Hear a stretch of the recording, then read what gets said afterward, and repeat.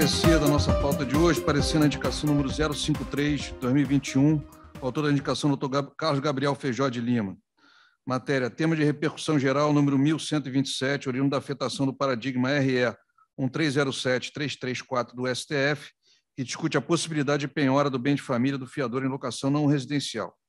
Palavras-chave, repercussão geral, número 1127, bem de família, fiador, penhora, locação não residencial, relator Dr. Gabriel Dolabella, Comissão de Direito Constitucional.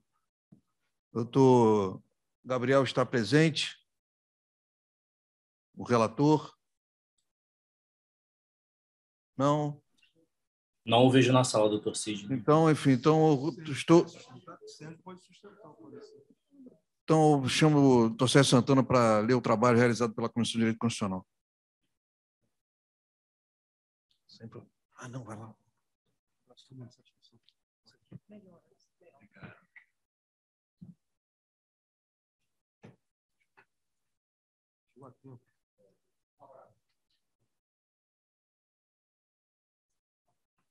Doutor Sérgio Santana, pelo tempo regimental, por favor.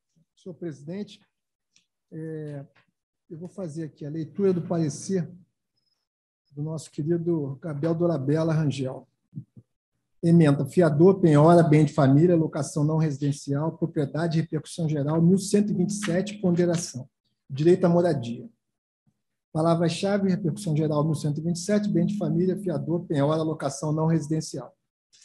Trata-se da indicação proposta pelo ilustre doutor Carlos Gabriel Feijó, acerca da possibilidade de penhora de bem de família do fiador em hipótese de dívidas decorrentes de locações não residenciais.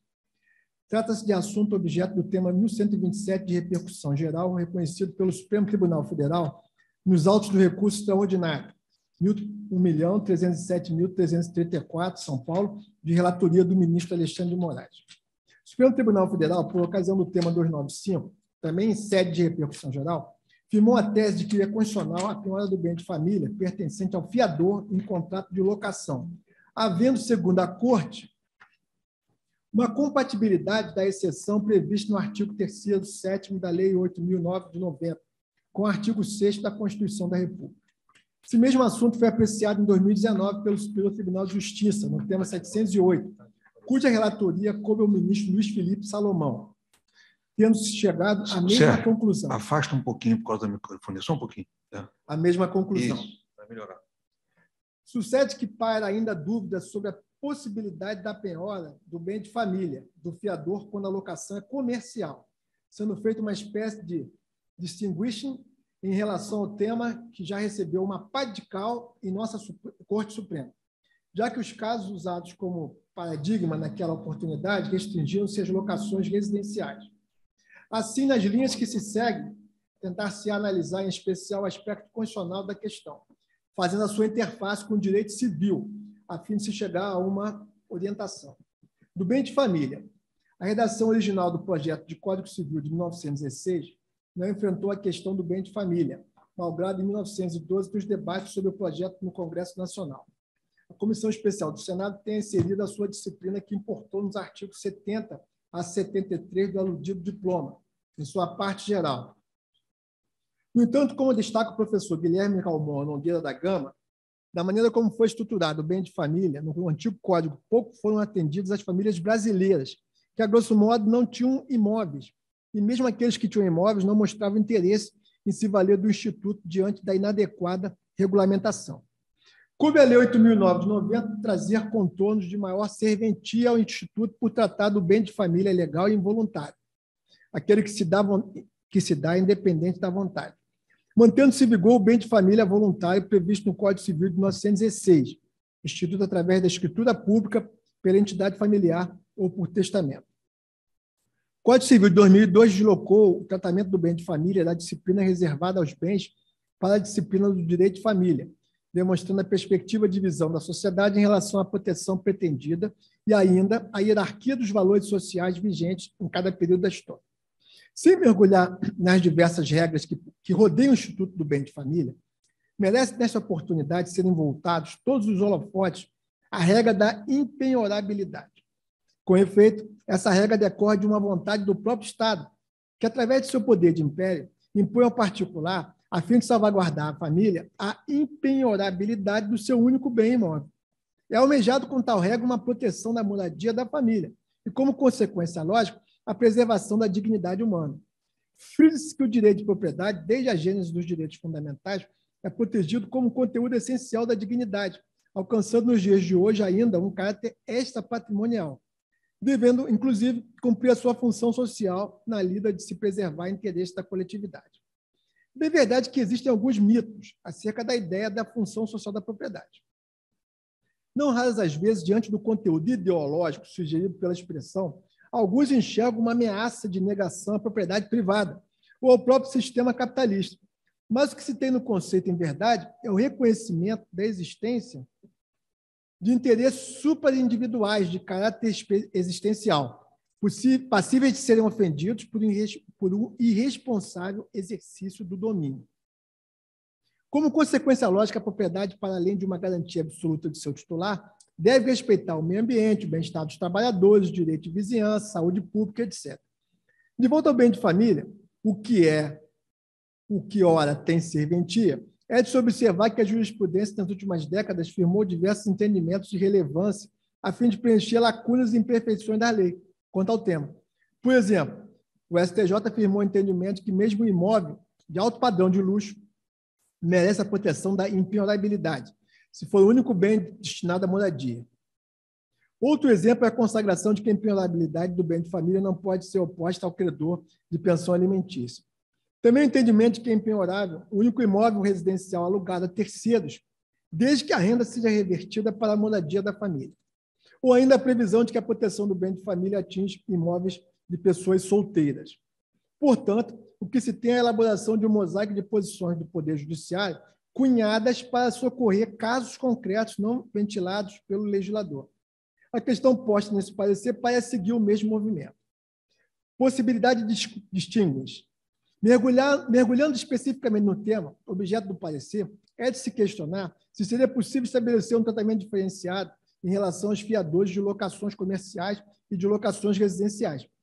Isto é, apesar de o STF ter decidido que é possível a penhora do fiador em locações residenciais, seria possível um tratamento diferenciado em se tratando de locação comercial? A resposta nos parece ser afirmativa. Trata-se de hipótese de distinguir em que as premissas fáticas permitem, ao menos hipoteticamente, a tomada de conclusões diferentes. Por ocasião do julgamento do tema 295, um dos fortes argumentos utilizados pelo STF para decidir pela possibilidade da penhora do bem de família do fiador foi o direito à moradia do locatário. O fato de estar em jogo fiança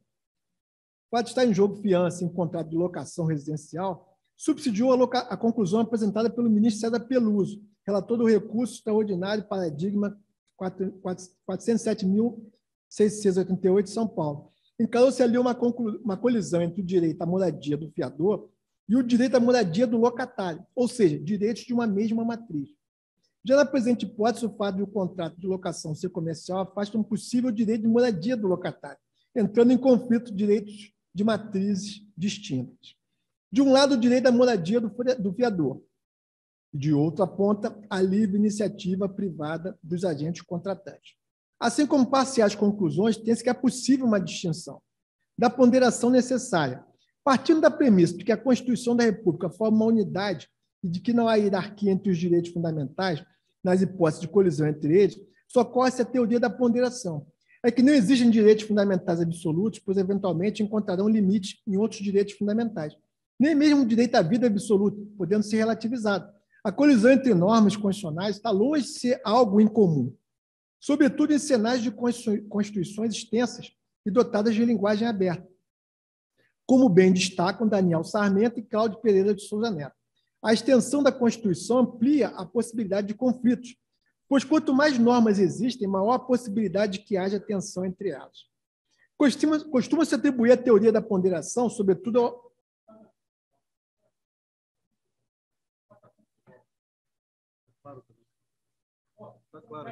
Está claro isso? Então, eu vou direto para a conclusão. Eu vou para o final. Como bem ensina o Cláudio Pereira de Souza Neto, Daniel Sarmento, a ideia de proporcionalidade impõe que a restrição de direito ao bem jurídico imposta pela medida estatal seja compensada pela promoção do interesse contraposto. Fecha aspas.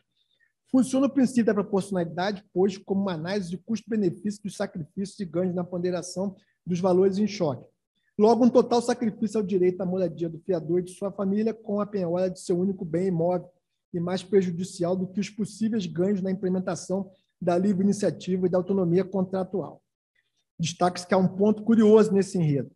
A relativização do bem de família, segundo a Lei 8.009 de 90, ocorre somente no que diz respeito ao fiador, não abrangendo o devedor principal. Assim, chega-se hipoteticamente a uma situação, no mínimo, curiosa, para não dizer esdrúxula, em que o devedor principal poderá proteger o seu bem de família da penhora, mas o fiador não.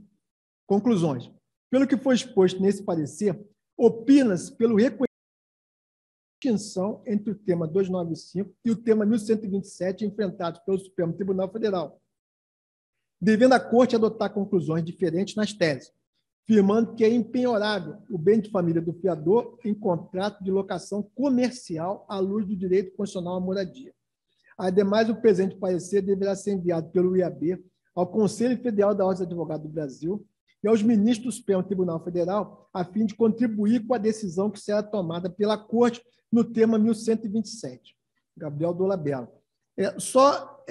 Realçando, né, nós debatemos bastante isso na Comissão de Direito Constitucional. Achei que seria interessante ler o parecer todo, porque o tema ele é realmente muito interessante, tem vários desdobramentos sociais, e na comissão foi aprovado por unanimidade o entendimento do relator. Obrigado. O assunto está claríssimo, enfim, como dito pelo Heriberto, extremamente claro, enfim, muito importante. Acho que o posicionamento do Instituto nessa matéria é obrigatório. Enfim, eu pergunto se tem alguém que queira se manifestar sobre o parecer, virtualmente, presencialmente, enfim, creio que não. Bom, então, vamos colocar em votação, Emanuel. Adilson, quer falar alguma coisa ou não? Não, né? Não. Então, em votação.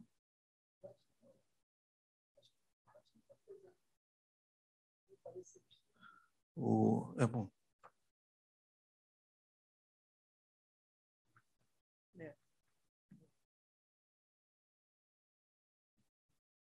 Aguardando alguns votantes.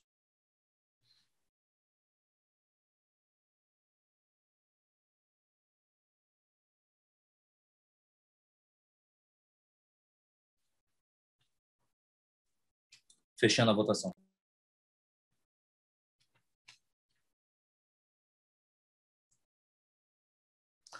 Aprovado por unanimidade. Obrigado, Sérgio.